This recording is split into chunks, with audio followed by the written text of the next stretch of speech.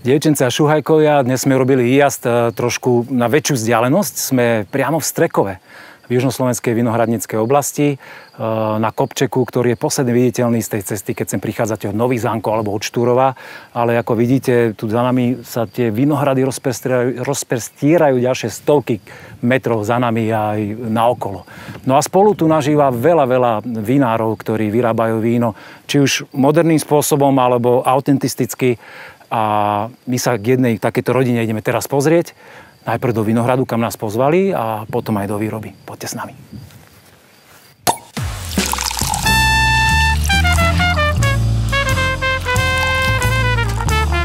Na dúšok s Petkom. Kráčam po tej legendárnej uličke, kde bývajú vinné festivaly v Strekove. Dostali sme indície, že tu niekde by to malo byť. A je to tu. Majú tu chlapci tabuľku. Berta rodinné vinárstvo Strekov. Riesling Vlašský, rok výsady 2012, tak ideme ich nájsť, či sú tu niekde vo vinohrade. No niekde by nás tu mali už čakať. Wow, otvára sa tu výhľad na kopce, ktoré sú už v Maďarsku. Á, chlapci tu čakajú na korbe. Pozerám, že aj nejaké vínečko prichystali. Tak poctivo, áno. Dobre sme sa dohodli, trafili sme. Ahoj. Ahoj. Čaute. Čau. Ahoj.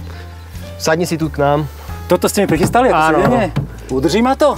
Bude musieť. Poriadneho chlapa? Bude musieť, áno. Skúšame, dobre? Raz, dva, tri. Raz, dva, tri. Toto tu si odložiť. OK. Aj udržalo všetko v pohode. Úplne v pohode. Máme tu aj nejaké vínka nachystané, dokonca aj zachladené. Super. Takže... Ja by som bol rád, keby si najprv teraz sa dohodli, alebo predstavili, že kde sme, na akom mieste teraz. Ja som počul, že si spomínal, že Riesling Vlašský na tabulke. To som si prečítal na tabulke. Na tabulke, takže správne. Riesling Vlašský, a aj sme si niečo nachystali presne z tohto vinohradu. Je tu necelá hektárová výsadba. My to voláme hektár, ale tu za nami není vidno. Je tu aj nejaká chatka, nejaký domček, stromy a tak ďalej a nejaké úvrate. Takže preto hektár. A toto je náš vlastne taká doména, čo my robíme v Strekove. Robíme toho najviac, čo sa týka Rieslingu Vlašského, aj u nás, aj celkovo z tých všetkých vín, čo máme. Tak, chytím to. Môžem pomôcť s tým? Môžeš, poprosím ťa, ďakujem veľmi pekne. Dobre. Takže ideme na Riesling Vlašský, ale dáme si trošku starší ročník. Sme sa dohodli, že 2018 dáme a minerál, čo je veľmi zaujímavé, že jak vidieť aj tie kopce, aj tie vinohrady za nami, je to kopec, je to nejaká rovina, tak v jednej časti toho svahu je viac tak eróznejšia tá pôda, zmývajú častejšie a cíti, že tie vinohrady museli ísť trošku hlbšie, tie korene, keď to rástlo. Takže na záver. Jasné, že áno. Čau. Takže Riesling Vlašský, už ako Matúš spomenul, že 2018. No, špecifikum tohto vinohradu je, že jeden z mála vinohradov v Strekove, ktorý spája predný kopec, alebo predný vrch aj stredný vrch, že vo väčšine prípadov sú niekde v strede predelené. No a presne ten stred je taký troška eróznejší, tá pôda je troška chudobnejšia. No a my sme sa rozhodli v ročníku 2018 vyselektovať proste ten stred toho kopca, dať ho zvlášť. Bola tam robená 12-hodinová macerácia v lise počas noci. Potom to bolo lisované, klasická fermentácia, 12 mesiacov na kvasinkách vyzrievalo. Čiže sa pustil hneď do odbornej analýzy. Ale technologický popis. Bolo povedané, že v pohode, tak... Áno, jasné. No, ja verím tomu, že náš podcast sledujú ľudia, ktorých zaujímajú tieto detaily. No, ja ich mám napočúvané, takže v závislosti od toho, jak tam boli tie jednotlivé akože vína popisované, tak som sa snažil to tiež akože dať in-depth review. Takže ľudia vedia, že čo znamená fermentácia a hlavne to 12-mesačná, to dúfam, že vedia, čo znamená. Že víno kvasí a nekysne. Áno. Mali by vedieť, čo je to spráš už asi? Áno. Napríklad. To je veľmi veľká doména, jedna z najväčších sprašových lokalít na Slovensku sú Mojmirovce a hlavne Strekov. Čiže čo sa týka spraše ako takej, čo je veľmi hutná úrodná pôda, je presne ten Strekov veľmi vysoké pH. To, čo aj pán inžinier Petrek zo Šatobela zvykne hovorievať, že to pH máme niekde na úrovni 7,8, 7,9 až 8. To nám presne dokáže zaručiť aj vo veľmi teplých ročníkoch, ako napríklad 2018 bol veľmi teplý ročník, že tie kyseliny máme stále veľmi svieže, že sú samozrejme Rieslingy odroda, ktorá tými kyselinami je, či už Riesling rínsky alebo vlašský, že to je taká doména toho Rieslingu, že to má veľmi peknú štruktúru, tá acidita tam je veľmi pevná aj vo veľmi teplých ročníkoch a preto sme sa rozhodli toho vlašáku mať až takéto množstvo, že 1 hektár. A pokým sa nám podarí ešte zohnať nejakú akože atraktívnu parcelu, tak rozhodne Riesling Vlasky ešte budeme rozširovať, pretože ho máme málo. Ja som tu videl takú parcelku, kde je vysadená kukurica, tak vy ste sa do toho pustili. Hej, keď či je to vaše, akože aby ste mali? No tak keď niekto má 20 rokov života nazvíš a chce dať dokopy tých vlastníkov všetkých, ktorí tam sú kade tade neznámi, tak je to OK. Takže bohužiaľ sú to aj takéto lokality, že to není úplne že všetko zapojený porast vinohradov, ale dá sa povedať, že strekov približne 350 až 400 hektárov vinohradov. Či už v súkromných rukách alebo družstevných. Když sme sa približovali autom, ale to vidieť už z tej hlavnej cesty, myslím si, že aj z vlaku a že naozaj tie kopčeky sú posiaté teda drobnými stavbami a týmito nádhernými vinohradmi. Ja vám chcem pochváliť to víno, lebo stále len o ňom rozprávame, ale mne sa veľmi páči, že presne tá taká nazretosť už, že tam cítiť, že to víno je, ako hovorím ja, že dospelé. Áno, už má za sebou. Že to nie je taký, že juchu, ruka hore mláďoch, ktorý zapýta hneď vypiť, ale skôr tak aj podiškurovať o ňom trošku a porozprávať viac. A hlavne tu cítiť tú kamienkovosť, ten stovný. Áno, aj tá pekná mineralita naozaj, to si ma predbehol teraz, fakt veľmi pekné víno. Áno, víno vyzrieva aj pod šrobovacím uzáverom, len proste to víno na to treba prichystať. Čiže nie je to úplne identické fľašovať niečo pod korok a niečo pod šrob, má to určité svoje špecifika. My sme boli na takej jednej 3-4-mesačnej špionáži priemyselnej na Novom Zélande, pretože oni sú podľa mňa akože úplne že najviac vpredu, čo sa týka tej samotnej sofistikovanosti tých screwcapov a toho doplnenia pod šrobovacieho uzáveria. Tam úplne aj tie najšpičkovejšie, najdrahšie vína putujú pod screwcap. No a veľa ľudí si myslí, že sme tam išli nejako naberať rozumieť, čo sa týka spracovania Sauvignonu alebo niečo podobného, čo svojím spôsobom vôbec nie je pravda. Jednalo sa len primárne a prioritne o to, aby sme sa naučili, akým spôsobom adekvátne nachystať víno, aby dokázalo 100% vyzrievať pod šrobovacím uzáverom. A ja si myslím, že od ročníka 2017, kedy sme teda tam začali, už aplikovať tie poznatky a máme prvé vína pod screwcapom od roku 2013. 13 bol prvý ročník, čo sme to využili, dali sme pol na pol červené, dali skúsený korok, aj šrob, to isté víno, ale 14 už išlo všetko. Už sme vynechali úplne korok a ideme čisto odtedy tak. A vlastne my to už ani nejak, nie že neriešime, ale je to viac menej raz za čas sa na to nespomenieme, že my vlastne toto všetko robíme len. No a oni vás tam na to Novom Zélande pustili normálne k tomu, že aj do výroby a všetko, že vám ukázali? No áno, ja som tam pracoval, to znamená, že ja som mal na starosti určitú sekciu v rámci toho spracovania. Tam sme mali produkciu nejakých, 9000 tón, čo je 7,5 milióna litrov. Čo je...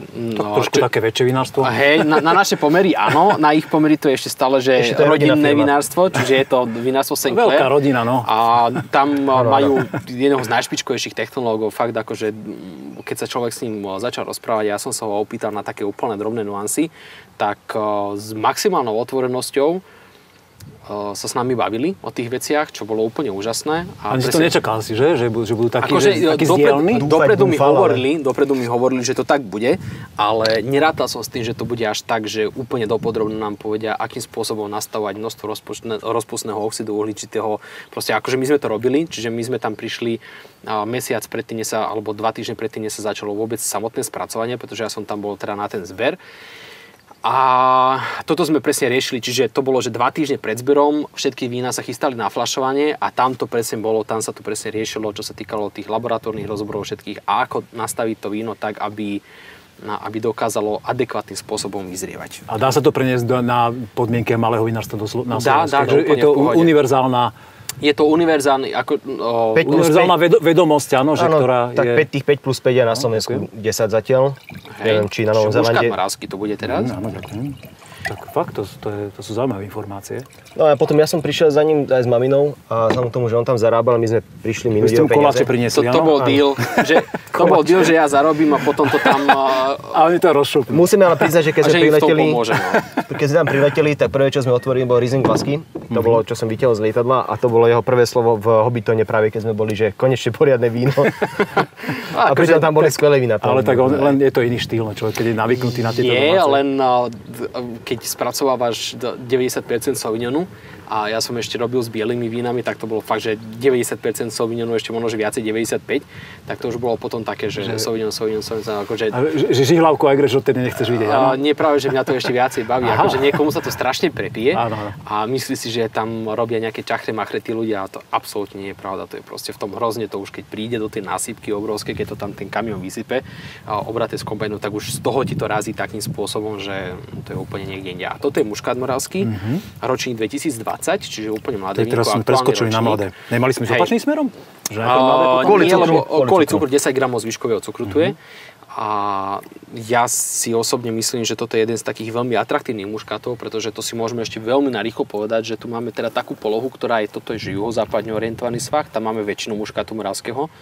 A potom máme kamaráta, ktorý to má na východnom svahu, alebo teda východná orientácia a robíme 2 zbery, buď v jeden deň, alebo 2 rozdielne víkendy, s tým, že to naše sa spracováva úplne, prekváša skoro do sucha, ostáva tam nejaký zvyškový cukor a to jeho, ktoré je také, že citrusovejšie, aromatickejšie, tak to kvasí, že úplne do sucha.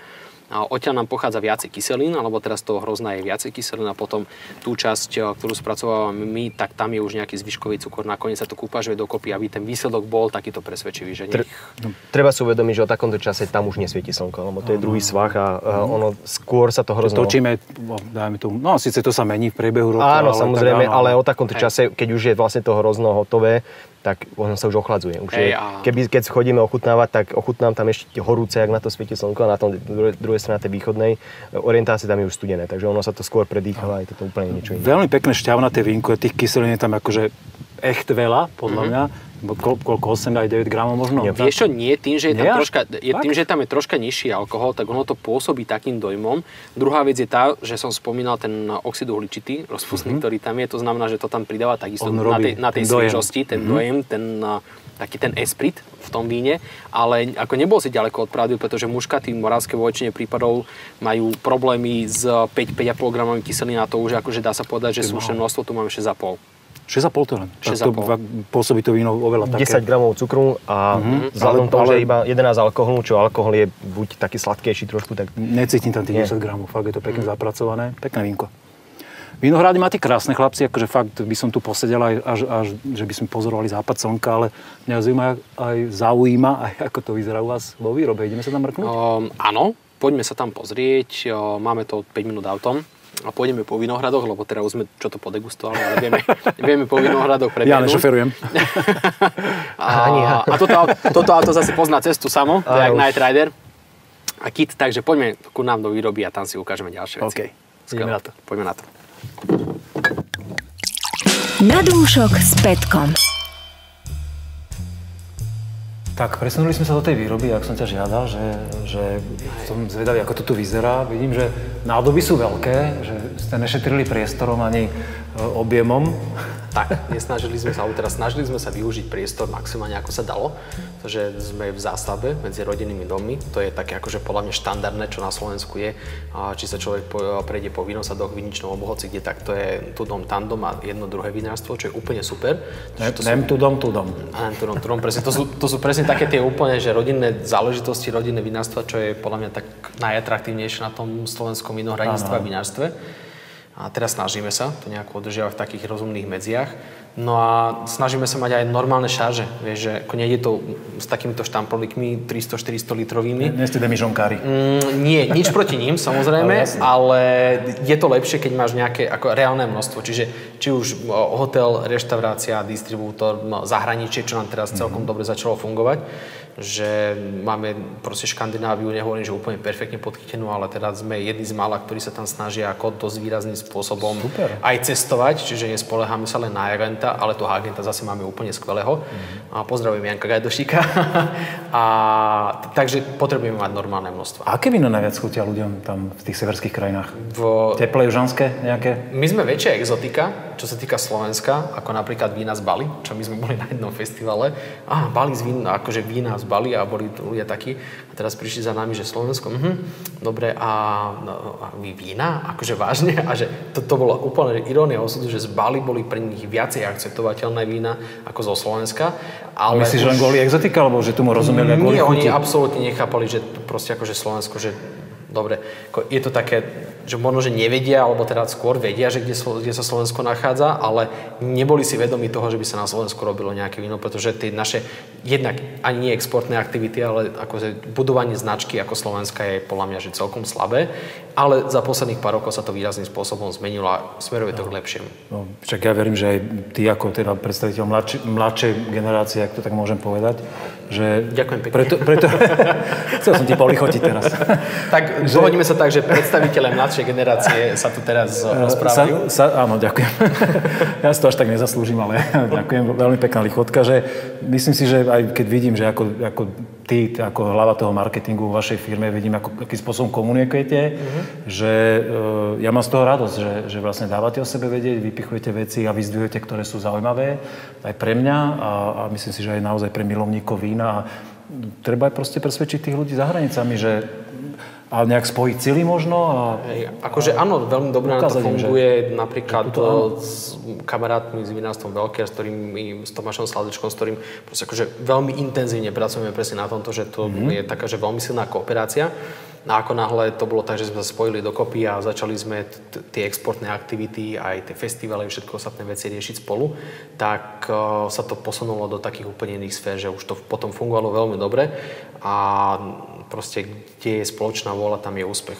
Super. A toto si čo nachystal? Je to tiež také pekné slovenské víno nejaké? Hej, akože veľmi rád by som povedal, že by to nachystala šarmantná asistentka a nachystal nám to Matúš. Takže je to zase nejaká úplná zaujímavosť. Hore sme si dali Riesling Basky, Muškat Moravský.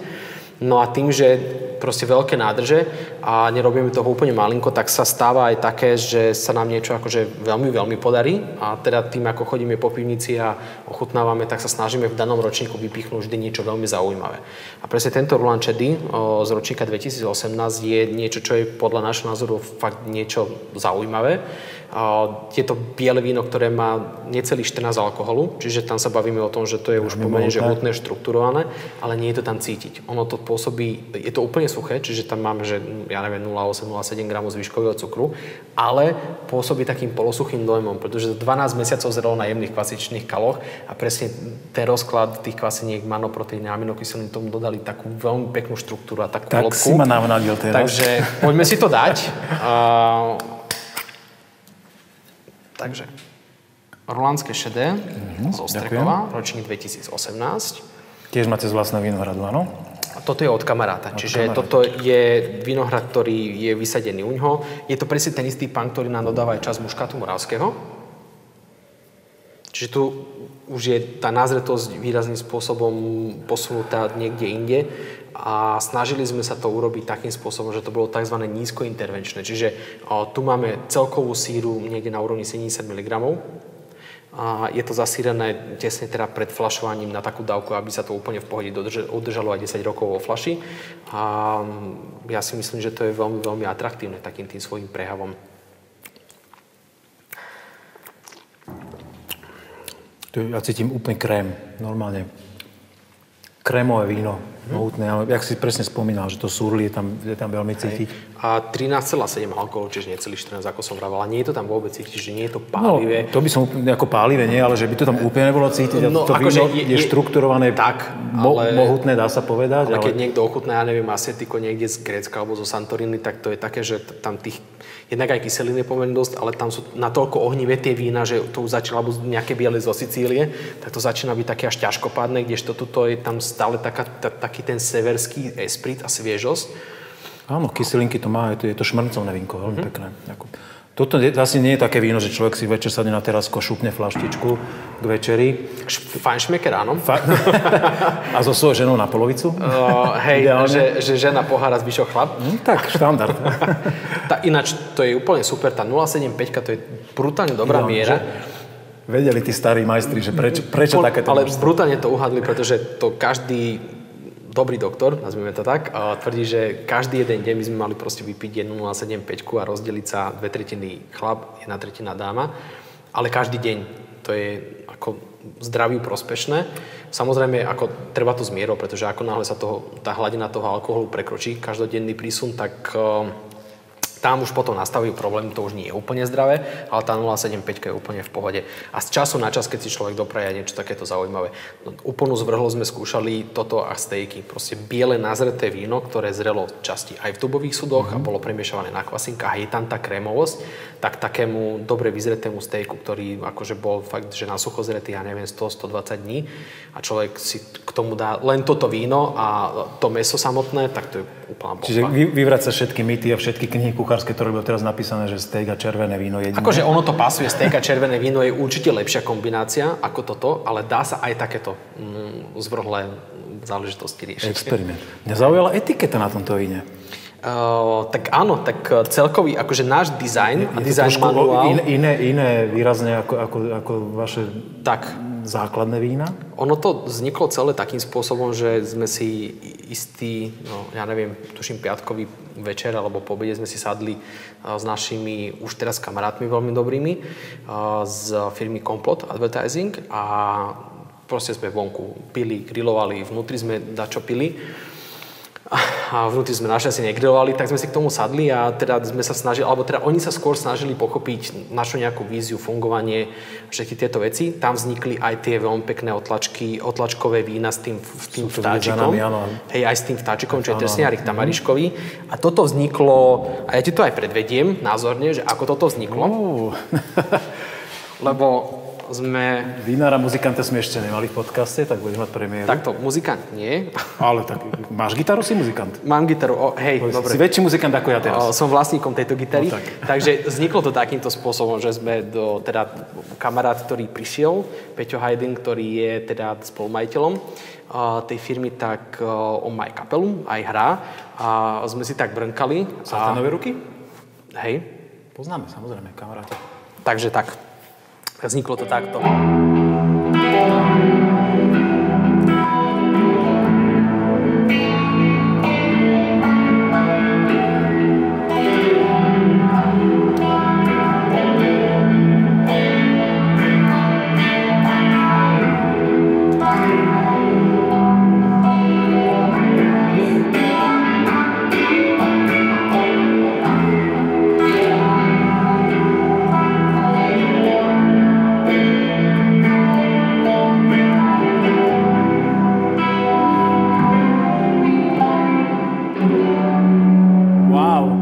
Musíme odložiť a zatlieskať ti.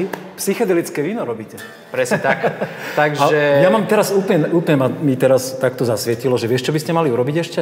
Áno. Niekde tu schovať taký QR kód a tam si... A vy tu máte QR kód, ale že by si tam nahral videjko a presne, že tam si spustila táto skladba k tomu. Čo napríklad. Takže do pozornému uchu neuniklo, že... Pink Floyd? Tak. No, je to na etikete, je tam polovník, ocinový polovník a je tam teda takáto... Nie úplne táto gitara, ale teda toto je replika tej veľmi slávnej gitary, ktorá sa nedávno vydražila za smiešných $4 milióny amerických dolárov. Takže David Gilmour vydražil všetky svoje gitary, ktoré mal, alebo teda väčšinu svojich gitar, ktoré mal. A celú akciu mala na starosti Christie's. Vydražilo to za 22 miliónov. Aj iné rôzne gitary, ktoré tam mal. A všetky svoje, akože fakt, že slávne tam dal. A kúpil to jeden pán a tie ostatné kúpili ďalší iní páni a celých 22 miliónov potom daroval jednej organizácii, ktorá teda sa stará o to, aby tá environmentálna stopa, ktorú my tu zanechávame, aby bola čím nižšia. Takže to bolo také, že veľmi šľachetné. On povedal, že pre neho to je úplne obyčajná gitara. Akože dobre sa mu na nej hralo, ale že... Za tie peniaze. Za tie peniaze, no, dajme tomu. Takže takto to nejako vzniklo. My sme si takéto veci hrali. Aj toto samozrejme. No a oni potom prišli na to, že to by mohla byť nejaká výberová edícia, že by tam bolo pretransformované takých tých surrealistických prebolov albumov tejto kapely. No a taký aj náš nejaký životný príbeh. Takže oni sa to snažili takto spraviť a veľmi dobre to funguje. Veľmi zaujímavý koncept. A skúšal si už niekedy hrať tomu vínu, ktoré tu akože... Áno, aj víno. Hej, čo nám to víno povedalo? Každý večer. Neviem, asi sa mu to ľúbi, lebo že vraj je dobre, že vraj sa dá piť. Veľmi súhlasím. A pôjdeme si to skontrolovať ešte aj do barikovej miestnosti. Poďme na to. Na dúšok s Petkom. No presunuli sme sa teraz do barikovej miestnosti, bratia sa vymenili. Ste si zmenili službu? Tak sme dvaja. Tak. Ste dvaja, no. A že vraj, aby si sa aj ty dostal poriadne k slovu od Lukáša, tak si dostal teraz prednosť. Tak jeho rozprávaš len o tých červených vínach. Tak dúfam, že áno, jeho ťažko bola kedy odstaviť od slova, ale postavili sme sa k súdu. Rozpráva aj zaujímavo a vie. Áno, samozrejme vie, to by sa nemohlo na to nič povedať. Ale teraz sme pri tých červených súdoch, vlastne červených vínach, pri súdoch rastieme, čo sa týka červeného. Už sme vysadili niečo aj vlastného konečne, tak preto budeme chutnať aj Dunaj, je to z našej produkcie. A 2018 bola panenská úroda, to bolo super. 19 sa dostala do tejto edícii Origin, ktorá je vidieť, a budeme chutnať aj 20, ktorá je tuto práve v súdoch. Máme už jedného výrobcu súdov, čo sme prešli čisto od výrobca Kádarov. Jednoducho je to maďarský súd, je to odtiaľ, to nedaleko, je to lokálne. Ja viem, Francúzi sú super, ale prešli sme na niečo takéto, aby to bolo predsa z toho Zemplína, je to bližšie k nám ako Francúzsko. Sme za to, že to je fajn. A tie vína všetky nám vyzrievajú v týchto súdoch. V týchto alebo tých pod nimi to posúvame vždy najnovšie do hore, potom to posunieme o rok nižšie a tak dvojročné a trojročné sú na spodku a potom vyraďujeme a ideme od začiatku. A ste si predpokladám overovali výrobcu, že áno, my sme rokov, kým ste sa rozhodli, že ideme áno, do toho my sme si naplno. kúpili francúzske súdy, kúpili sme si od Maďarov, vlastne od pána Kádara všetky 4, čo mali v ponuke. Rozdielne ročníky, rozdielne vyzrievania, trojročné, dvojročné, Harmony, Heritage, Petrea plus. Vyskúšali sme všetky 4, jedno víno v ňom, to bolo tá 18 Dunaj. A následne sme si vybrali jeden súd, ktorý budeme brať a tie teraz A toto vínko, ktoré si nachystal, ten Dunaj? To je Dunaj práve 2019, môžeme ho chutnať. No, veľmi rád. Áno, máme nachystané poháriky, áno. Môžem ti s tým? Takže práve ten zrel práve v týchto 4 súdoch, čo sú tu, a to bolo hlavne ten Harmony, lebo ako dokupujeme stále nové, tak sme sa rozhodli pre ten Harmony. Tak to je malo byť harmonické víno v ňom. Áno, to dúfam, že áno. Tak uvidím, to zhodnám naspäť, aby to bolo pekne vidieť. Tak. Prešli sme už aj, čo sa týka sudov, sme skúšali niečo aj do bielých, tie sú tuto vedľa nás, takže 400 litrové na biele, ale tam sme práve len skúšame jedno s vypáleným čelom, jedno bez vypáleného čela. Tiež 2 rozdielne vypálenia, takže sme zvedaví, že čo to urobí. Toto je Dunaj 2019, toto je čerstvo naflašované, čerstvo myslím nie teraz, ale sú to 2 týždne, 3, čo to je naflašované. A sme veľmi radi, aké to víno je. Nedosahuje to kvality 18, tá 19 ročník nebola až taká. Ale je to veľmi príjemné pitie, je tam 14 alkoholu, 14,07 presne. Zatiaľ vo voni je veľmi výrazná ovocnosť. 24 cukornatosť, trošku Každý menej. to vína chce asi. Áno, ale je to Dunaj. To je Dunaj zo Strekova, hlavne z našich vinohradov, konečne už sa s tým môžeme pohrať. Ale hlavne, čo je dôležité, je to jemné. Je to mekučké víno. Jablčka prešla úplne do sucha. Čo sa týka toho pitia, ako som povedal, je to mäkké, dlhé, je to višňové pomaly, ale zamatovosť je tam. Je to príjemné pitie. Preto je to aj dobrý ten Dunaj. Myslím si, že za tú cenu, čo my to teraz predávame, je to super oproti tej 18. To, čo je ale zrejme v týchto vrchných súdoch a ešte vzadu, tak to je 20, vlastne aj týchto, to je 20 Dunaj, no a to bude už pravdepodobne zase atakovať tie hranice trošku vyššie. Ono to malo 16,2 alkoholu, čo už blízko likéru, ale samozrejme tým, že to bude rok zrieť minimálne v týchto súdoch 18 mesiacov max, tak to niečo odíde, tak bude tých 15,6, 15,7, už teraz vieme, že je, lebo už to tu predsa 20 je už pár mesiacov obratá, a tá 19 tá je veľmi pekná tiež, nedosahuje tie parametre, bohužiaľ, ale v týchto súdoch máme ešte Alibernet, ale ten je tu na spodku, ten má už niečo zase. Zaujíma ľudí, keď sem k vám prídu do vinárstva, takéto detaily, úplne mikrodetaily, ktoré ty rozprávaš teraz? Áno, zaujímavé. Ale predpokladáš, že nás pozerajú ľudia, ktorí a počúvajú, ktorí to víno vyhľadávajú a idú po tých detailoch? Tak, tie detaily sú jediné, čo som také dôležité povedal, asi jablčno-mliečna fermentácia, to je asi jedno odborné, ale ľudí zaujímajú, odkiaľ je ten súd, aké je to drevo, odkiaľ je ten výrobca. No, prepáč, ale myslíš si, že niekto rozumie, keď povie, že aký má druh vypálenia čela a tieto veci, že tu môže niekto reálne rozumieť, kto nerobil víno? Tak preto ja vždy poviem, preto to je pekne vypálené, M plus je medium plus, kde je M je medium, kde je H to je heavy, to znamená, že vieme si to, ja tým to vysvetlím, že čo znamená to vypálenie, ako to robia u Kádara. My sme s nimi vlastne v takej úzkej spolupráci vzhľadom k tomu, že vieme, nie že úzkej spolupráci, ale vzhľadom k tomu, že vieme po maďarsky, tak sa im s nami ľahšie jednoducho komunikuje a preto nás aj pozývajú na tie ich záležitosti, čo majú z tej seansy vinárske, tak preto je to... Vy ste sa naučili po maďarsky kvôli tomu? Áno, tak my sme sa narodili do dediny, kde je tu aj Otče náš po maďarsky, takže my musíme vedieť. Tak to je super, to máte výhodu, takú komparačnú?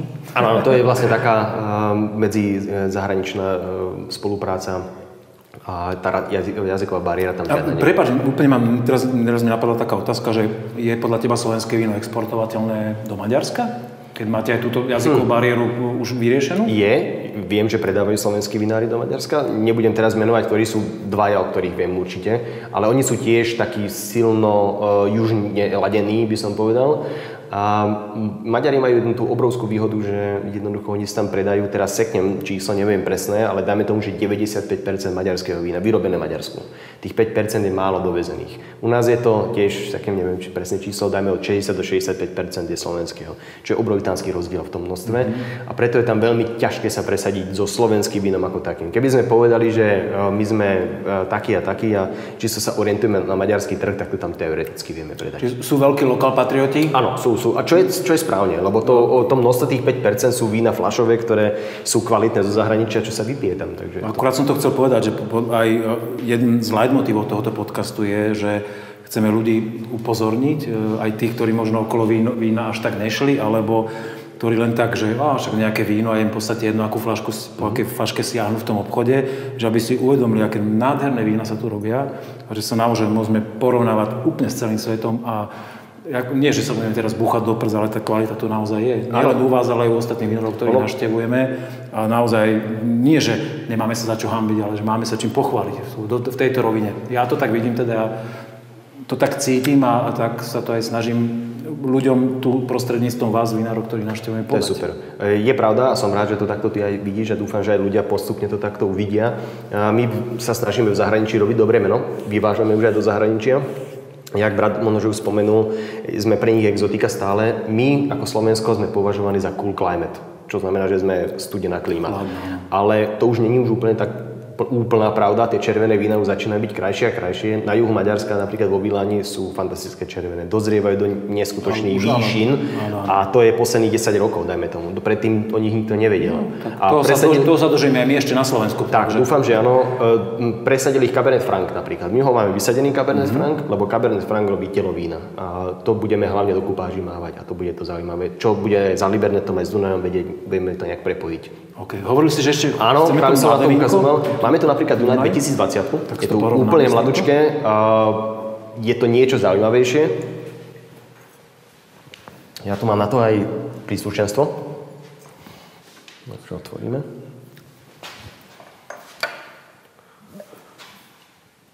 Počkám, nech sa to napustí, nech máme toho trošku viac. Pohárikom bližšie. A ja ti to rovno do toho... Aby sa neokvapkali sú zbytočne. Tak mám tu nástroj na to, aby sme to pozreli, áno. Tak zase budeš mínať špiritus na to, keď nemusíš. Tak a ešte aj ja ochutnám, keď už mám tu možnosť v tom čase. Akože tá farba.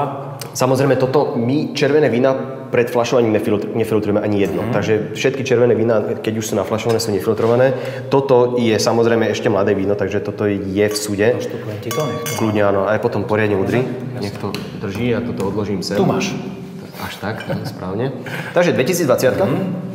Tuto bola cukrovnatosť 26, toto bude likérovejšie, ale ešte také divočejšie, by som povedal. To má trošku takú zastretú vôňu ešte, že ano, to nie je také opulentné. Nie. Samozrejme, každý súd je iný. Keby sme prechutnali ostatné súdy, tiež by to bolo zaujímavé. No, všetci tvrdia, že Dunaj je presne tá odroda, že ktorá vlastne za rok dokáže byť tak hotová, že vlastne je to víno, ktoré môže ísť do fľaše. Máš tým skúsenosť aj ty takú, áno? Musí to zrieť súdia. Červenému vínu pomáha súd, to je jednoznačne. 12 mesiacov to by sa pani Dorotka Pospíšilová netešila, lebo ona je prísna zástankyňa čistej výroby ovocného prejavu a nie súdov. Áno, to je super. Ja viem o tom, mám aj kamarátov vinárov, ktorí sú aj zo Záhoria, ktorí jednoducho súdy ako bečky, to pre nich je katastrofa. Áno. Ale zaslúži si toto víno trošku predýchať. On nemusí byť automatický barík. Staré 3-4-ročné súdy, keď už sa to dostane to víno do toho a to predýchanie celkovo nastane, tak tomu to pomáha. Tipni si alkohol, už som ti ho prezradil, ale necítiť tam 16 alkohol, ani náhodou. A pritom je to mekučké, jemné tiež. Ale keď už na úrovni tej 19. Áno, ale keď už pozrieš na ten pohár, čo to robí ten alkohol, tak je to úplne. Ale fakt tam vôbec necítiť. Lebo však viem, že ten alkohol nad 15 stupňov už začína páliť. To je taký Pri bielých by to pálilo, ale toto víno také štruktúrne, taký extrakt má, sa mi zdá, že na okolo 34-35, čo je veľa, by som povedal, a robí to telo. Toto je ale ešte stále mladé, toto je 20-ka, to budeme predávať o 2 roky. Takto vychádza 18 mesiacov. Áno, 2022 sa to dostane na trh s tým, že dúfam, že čo najskôr, lebo tá 19-ka sa predá. Veľmi pekný materiál. To som rád.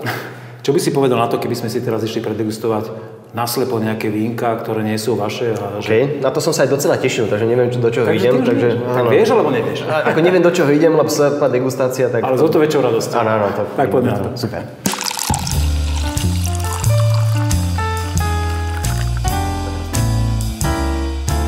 Slepá degustácia. Páni, slepá degustácia pod holým nebom. To je niečo. Tak, pri západe slnka. Viete, o čo sa budeme teraz baviť? Hej. Trošku? No dobre, tak to radšej pripomeniem. Ulejem vám vína, ktoré tu máme v pančuche. Úplne voľná degustácia. Poviete si, čo chcete o tom víne, keď máte, alebo si trúfate tip na nejakú odrodu, ročník, výrobcu, spoznáte niečo, nech sa páči, poďte do toho.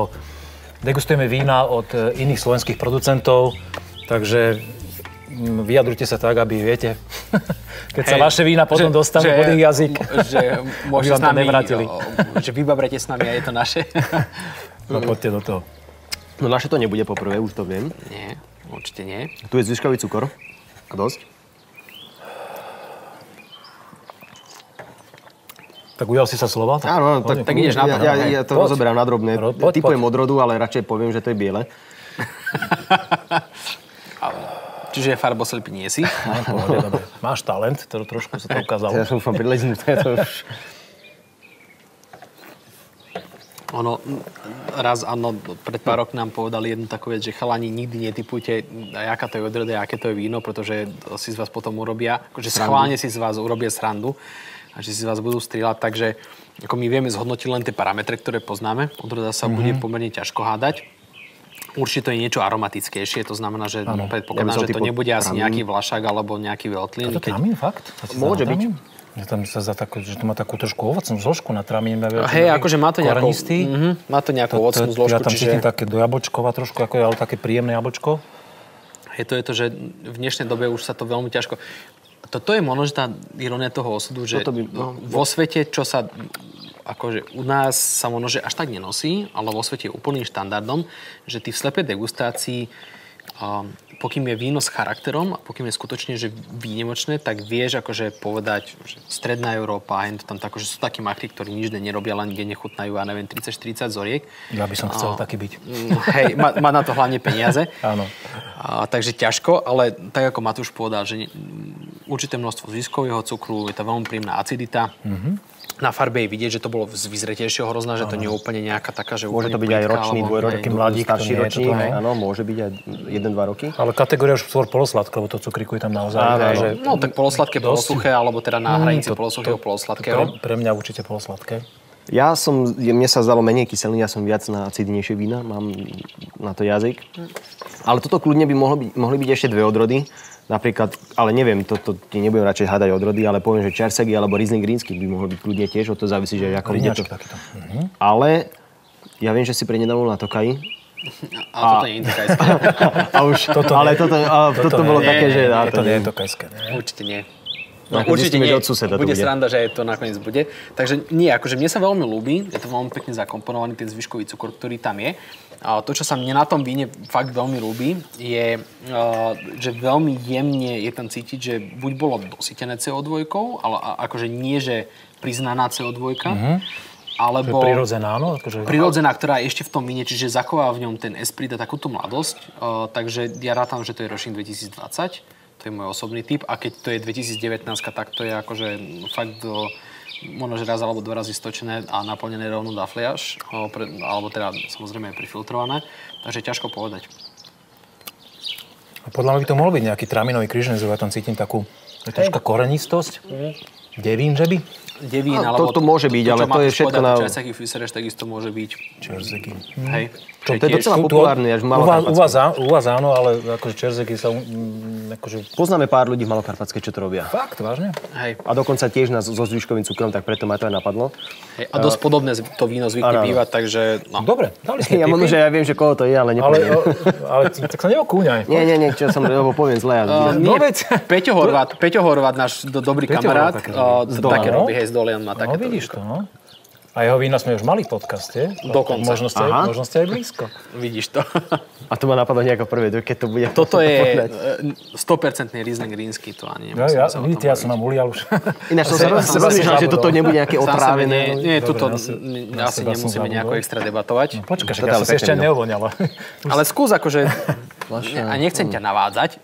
Ale tu je aký petrolej. Krásne nazretý. Ale je to pekne zelené. Ako myslím dobrom zelené, že je to šťavnaté. Ale jablčko... Je tam dosť kyselín, toto je dobré víno. Hej, toto je skvelé. Ja toto milujem, keď ten riňak nazrie do toho petroleja. To je... No nebude to Marek Radiga, lebo nemá na to fľašu. Ty si až takýto úplne, že podrobný. Ale ja pozerám. No, nie, bude to veľmi pekný Riesling rínsky, určite to bude troška starší ročník, čiže nebude to, že 2020, ale nejak rok 1918. Podľa farby 2. Rok 2. No. A takisto zvyškový cukor. Jemný, akože nie je to nič také, ale veľmi pekne zakomponovaný. Je to harmonii s tými kyselinkami. Je tam veľmi pekná finesa, jemná mineralita, čiže pravdepodobne Malé Karpaty. Toto je krásne víno, toto je krásne, ale presne, to víno má všetko, áno, čo má tam... mať. To sa nám veľmi málokrát stane, že takto okamžite tak jednoducho, ale tak sa zhodneme, že sa okamžite v troch vetách zhodneme, že aké víno máme. A to je to, že ale samozrejme si to budeme ešte konfrontovať potom. To skvelé a vynikajúce víno potom nevyžaduje nejako extra rozvádzanie, alebo teda... Nepotrebuje sa obhajovať jednoducho. To je úplne super, to má na víne najradšej.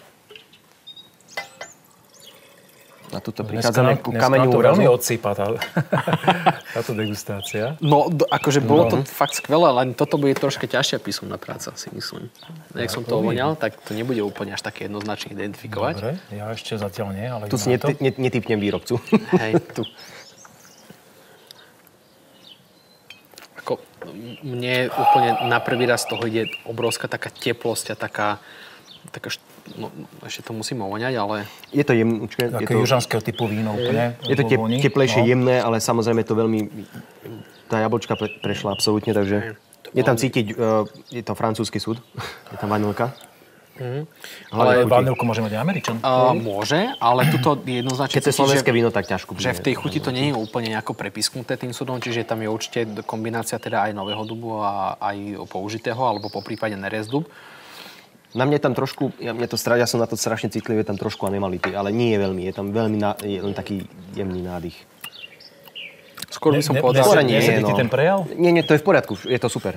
Skôr by som povedal, že nie, možno, že to je tým, že vo väčšine prípadov vždy degustujeme vnútri tej vína a tým, že to je, akože, toto je úplne iný rozmer v tom, že keď ochutnáš, že vonku to víno, ja neviem, ja zvyknem robiť úplne také zvrhlosti, že teda keď, ja neviem, máme, že tesne pod okvasením celú pivnicu, a postavím sa do dverí, že jednou nohou dnu a druhou von a proste vnútri to ovoniam je to úplne niečo iné, ako keď to ovoniaš vonku, že inak sa uvoľňujú tie aromatické látky, keď máš... Tu sa ti to aj oveľa rýchlejšie rozptýli.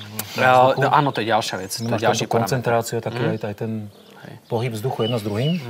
Takže keď sa na to mám pozrieť... Ale mne sa to víno veľmi páči. Aj mne, keď sa na to mám pozrieť z hľadiska čisto do technológia, alebo teda technológia výroby, tak jednoznačne vyššia teplota fermentácie, čiže pravdepodobne, a to už len dedukujem, pravdepodobne buď to bol úplne malý producent, že úplne malý, ktorý si to nedokázal úplne, že na 1,000,000% ustriehnúť. Hovorí si Malík? Napríklad. Alebo to bol, že úplne, že veľký. Zase na druhej strane, ktorému to kvásilo proste vo veľkom, ja neviem, rototanku, alebo niekde tak a tiež tá teplota že bola ukontrolovaná, bola OK, ale bolo toto vyššie spektrum tých teplot. To je cítiť z toho tú džemovitosť a takú tú ohnivosť, ale veľmi pekne zakomponované taniny, úplne 100% odbúraná malolaktika prebiehla úplne tak, ako mala, takže Tu ja cítim aj akože mohutný alkohol. Je tam a to všetko, čo si povedal, ale napriek tomu mi to víno veľmi imponuje. Toto víno, toto je štýl vína, ktorý ma baví a na slovenské víno myslím si, že veľmi krásny kúsok. Je dymové, aromatike už cíti, že je to súd je. Pravdepodobne to boli nové súdy. Buď celá produkcia, alebo časť nebola v nových súdoch, takže je to také silne dymové. A to je ten prvotný dojem, čo cítiť až na ten alkohol. Je to ešte pre teba v štádiu, že... Nie, teraz je to super, teraz je to dobré. Že sa to odvetralo trošku, je to OK. Nie, ono sa to otvára, či ten prejav súdu je ešte moc dominantný, že na aktuálnu frašovú zrelosť napríklad? Nie, skôr by som povedal, že je úplne tak možno, že o 10% ešte menej, ak by som ja prijal, že by to vyžadovalo ešte možno, že troška ešte viacej. Áno, lebo to je víno, ktoré má potenciál 10 aj viacej rokov vyzrievať a ten súd tam nesmie byť zo začiatku nejako extra skrytý, že možno, že to prvých pár rokov je také prepisknuté tým súdom. Možno to víno má 5, 6, 7, 8 rokov. No ja typujem ročník 2018, pretože on bol taký ohnivý, taký veľmi mohutný. 20-ka to nebude, lebo tá je u nás tiež ohnivejšia. Toto určite nie, to ani nemôže byť fyzicky možné. V takomto štádiu červené víno ani náhodou. Čiže je tam trošku nižšia farba, to je zaujímavé, že vidieť cez neho, takže to nebude žiadny Alibernet ani Dunaj. To nebude ani náhodou. Kto vie, akože keď to bolo prezreté, tak proste to farbivo degraduje troška, tak úplne kľudne to môže byť aj také. Ale ja by som úplne išiel do nejakej, eventuálne aj nejakej fakt úplne brutálne prezretej frankovky. Presne, to som to povedal, ale mne to nepripadá ako čisto. Frankovku tam cítim, ale myslím si, že podľa mňa je to skôr cuvée.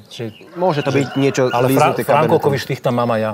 Môže to byť niečo líznuté kabernetom. Kabernet, frankovka, niečo. A teraz mi tá vanilka začala vyliezať. Áno, to čo som povedal na začiatku, že tá vanilkové dymové. No. A teraz my sme tu dali takú spršku informácií a ľudia, keď sa na to pozerajú, tak proste si to pretáčajú. Poďme si to odhaliť. Poďme si to rozobrať. Je pravda, že toto môj starý otec by takéto niečo nemával volakedy, lebo on nemal tie francúzske súdy, nič podobné, mávali agátové súdy volakedy. Čo tu bolo pravidelné, tuto pozriem sa okolo mňa samý agát, takže oni používali hlavne tie a menšie súdy, neboli 225 litrové, ale menšie.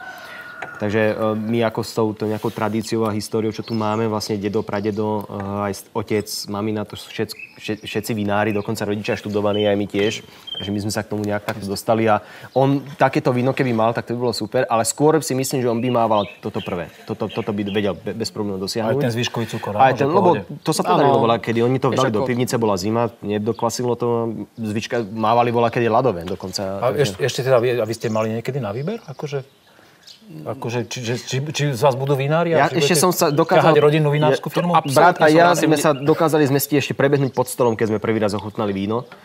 Dobre, to sme to nechceli hovoriť. Ochutnali. Nepili. A vypluli. Samozrejme, to Fuj, jasné. Normálne tam bola toto nádoba na zlievky a to sme vyplúvali. A teraz bude odhalenie. Takže poďme na to. No, takže páni. A tu bude Chateau du Tetra Pak. Vínko číslo 1. Víno z dvora. Víno z dvora Noria. A vyrába páni pán Kinči z Rybníka. Takže Stekovská oblasť. Ja som chcel povedať, že Mília by teoreticky mohla byť. Ale tak to som prekvapený. Ale proste sme to dávali do tých novošľachtencov, čo bolo úplne také, že jednoznačné z toho charakteru toho vína. Ale Čerzeky Fizer a Noria sa veľmi odlišujú prejavom. Jasné, áno, ale proste tie novošľachtence ako také, samozrejme. Teraz mi z toho ide taká pomarančová kôrka. Pomarančová kôra, alebo teda skôr citrusy, jak sa to... Také trošku kandizované ovocie. Že takto to ide. Zaujímavé. Nikdy som nepil Noriu s takýmto zvyškovým cukrom vysokým. Že skôr sa stretávam so suchom. Hej, ono to dokáže proste tá Noria ako taká, ale nie je to úplne, že štandardom tá Noria. Zaujímavá vzorka. Ale je to pekné víno. A čo je kríženec Noria? Povedzte. Vieš čo, akože tam Noriky bolo... a ík. Tam bolo toho, že pomerne viacej, lebo ono pôvodne to bol, tuším, nejaký Riesling rínsky z 8 miliónov. Viem, že Ríňak tam je v tej rodine. Hej, ale nakoniec sa zistilo, že to je Azerio, alebo niečo, proste nejaká taká... Ríňak a Semillon bola pôvodne. To nie sú ani jedna taká, že aromatická odroda. Ale nie je to ono. Proste ono sa to nejako, že je to Azerio a ešte niečo, neviem. Nech to skúmajú odborníci, my si odhalíme ďalšiu vzorku. Karpatská perla, Riesling. No, sme doma, páni, jasné. Riesling rínsky 2019, Vinohrad Suchý Vrch. Dobre. Karpatská perla. Tak to sme jednoznačne mali to vínko. Áno, ale to práca. prvé to sme tiež neboli ďaleko. Chceli sme to zúžiť, ja som chcel povedať dve vinárstva, jedna z nich bola Karpatská, ale druhú som, dobre, že som nepovedal. Ale toto bolo natoľko pekné, že to bolo úplne jednoznačné, že to musel robiť akože nejaký... To musel robiť nejaký Tomáš Dillon proste. Áno.